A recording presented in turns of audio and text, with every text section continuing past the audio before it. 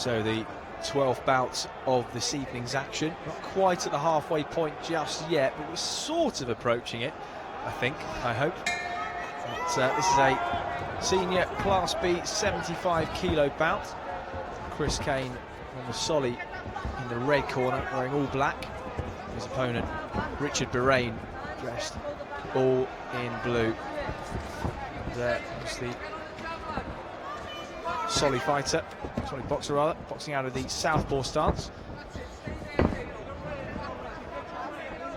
Solly, or Salisbury Amateur Boxing Club, is a Liverpool institution, hugely successful over the years in the National Elite Championships. And I'll tell you one thing, Chris Cain is desperate to win this tournament. I spoke to him earlier. It means a lot. Is there any reason in particular for that, or is he just hungry for a bit of success? I think because he hasn't brought any gold medals back home to his club yet this season, so he wants a big win before the season ends. Started fast, started sharp. Nice lead left hand from the southpaw man, and then another left to the body. Oh, and it's lovely counter punching from him. Difficult to land a straight backhand lead to the body as well. Got to be throwing with pin sharp accuracy, and he's just evaded a lead left hook there from Chris Cain. This is a good start from. It's interesting that Cain's moving. It's often been moving to his left. Normally, the southpaw wants to avoid that because he's moving into the direction of his opponent's right hand, which is his power punch. So Chris Cain not quite doing what you'd expect, but he's being elusive. Might have accidentally headbutted him below the belt while he was ducking out the way there. So the boxer's just sent to what's known as the neutral corner. Corners that don't belong to either boxer in between bouts. If ever there's an infringement or a stop or a break in the action, usually one or both of the boxers will be sent to the opposing neutral corners. But now they're sent back to their respective corners for the interval in between the first and the second round. Chris Cain has Paul Edwards in his corner, one of the country's top young coaches now. Was only recently a professional fighter himself, British champion. I'm not sure if he fell out of love with the professional game, but he certainly found his role as a coach at his own club, the club that he won the amateur national championships for. You do a lot of work on the amateur circuit in your role for Boxing News. Do you find that there is a big contingent of coaches that were boxers themselves, and is that a natural route for, would you say, the majority of boxers after they retire to go into coaching? I would think so, yeah. A lot of coaches are old boxers. I've noticed recently, or maybe this is just feeling I'm getting, that a lot of young boxers going straight into coaching rather than sort of turning professional, or if they want to have a day job and still be involved in the sport. Coaches do tend to be fighters themselves, or have been fighters themselves. That doesn't mean you can't be a top coach without that background. Well, it's a sprightly start from both corners. Richard Birraine trying to click up through the gears against Chris Cain. Cain there, lead left hook, banging the right to the body. Just referee warning, a little pirouette. He just catches a lead uppercut from Birraine.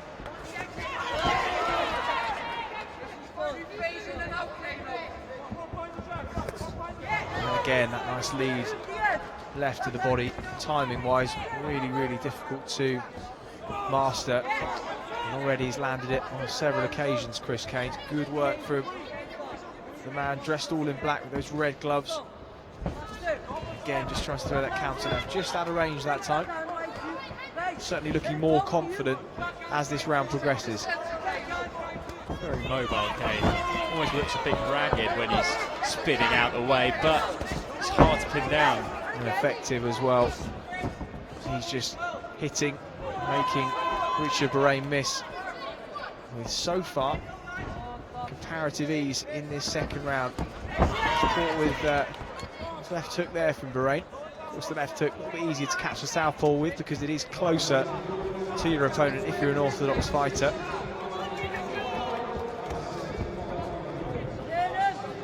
Birraine just bustling his man onto the ropes. Cain's leading with his left, his backhand in this case, not using his jab that much.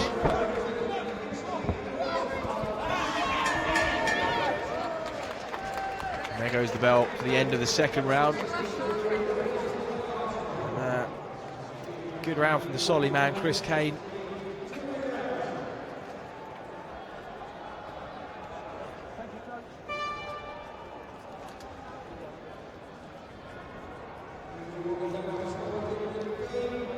I think it was the Solly man who won Boxer of the Tournament last year. Was it Adam Farrell? It was Adam Farrell, and we spoke to him a little bit earlier in the studio. He won the middleweight category last year and Boxer of the Tournament as well. And, has had real problems with injury and a couple of hand surgeries as well, but had not particularly an easy time of it. He's now gone into doing PGCE and hopes of becoming a school teacher. So always true here, problems with hands is a very common thing in boxing. See with Tony Jeffries, the Olympic bronze medalist from Beijing in 2008. Speaking to Joe Kawasaki as well, a lot of hand problems at the back end of his career. Fought some big fights as well, Bernard Hopkins and Roy Jones Jr. Real hand problems. And that can really ruin your career for a young boxer.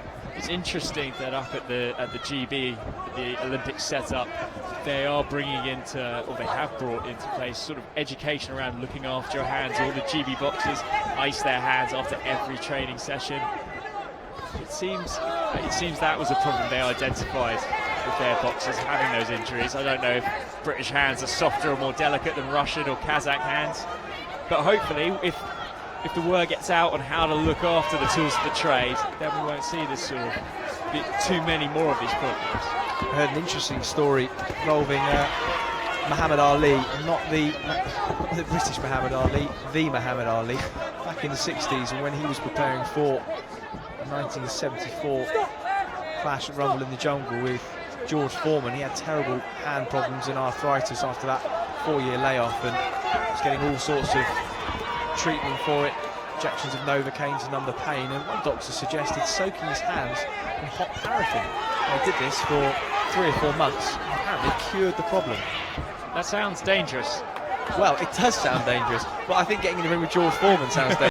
So I think he wasn't a man that was well known for being risk averse. So maybe any boxers watching this, you haven't got hand problems, it's worth a try, because it worked for one of the greatest in history. So I feel there's maybe feel a obliged, health and you? safety issue with this. I reckon there are better ways of guarding your hands against injuries. At least seek medical advice before proceeding. I don't want complaint letters from people with hands soaked in hot paraffin. Anyway, the end of the first round. We digressed slightly there. Really opened up in that third round. Did. Birraine was really going for him there, catching up with him more. Did he do enough though? Chris Cain was pretty dominant in the opening 2 rounds. We'll see how the judges have seen it in just a few moments' time. And before everyone cracks open canisters of paraffin to soak their hands, I would suggest first maybe wrist strengthening exercise, hand grip training that you can do, learning how to make sure that you wrap your hands properly during every training session. Absolutely, and ice them as well. Then go crazy with the paraffin.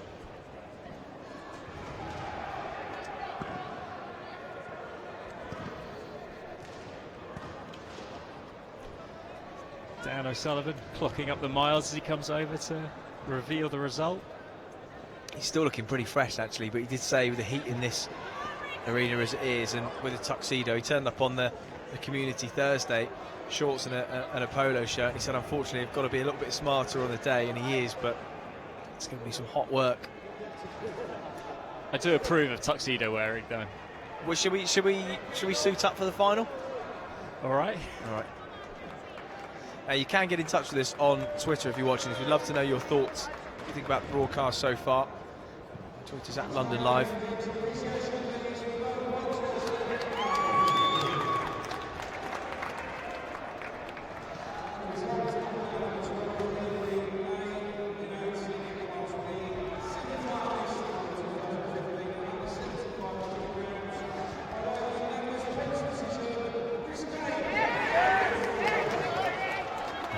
disappointment on the face of Richard Birraine from Tipperary there, but Chris Cain probably a worthy winner on balance given the first 2 rounds and his dominance, and as you said, he really wanted it, and well, he is 2 contests away